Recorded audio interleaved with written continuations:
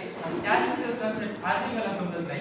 ते होता आपला ते डायग्रामचा आयरन का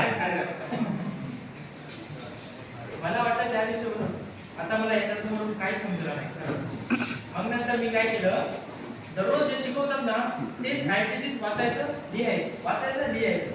याच्यामुळे ते मला वाटले नाही की तेवढे मी पर्सेंटेज पहिला येईल.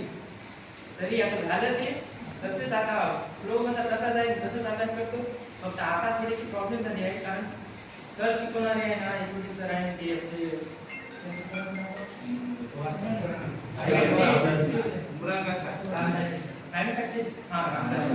ते गेले ना तेव्हापासून माझी थोडी लिंक बदलली अभ्यासात.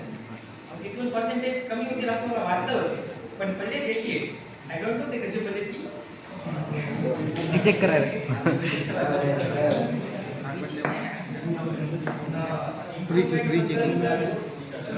ते चांगले आहे. पण माझं एक सजेशन आहे की तुम्हाला वाटतो सगळे आपले ते स्ट्रक्चर आहे आणि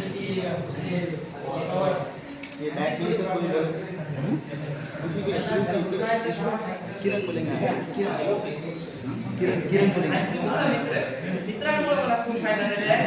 कारण मी फक्त घरी बसणारा विद्यार्थी. आता त्याच्यामुळे काय झालं, बाहेर सुद्धा निघालो, मला पैशाचं सुद्धा नॉलेज कळाले, बाहेर कसं राहायचं ते सुद्धा कळालं, आणि एकटा मी राहू शकतो. मला जॉब साठी जायचं आहे.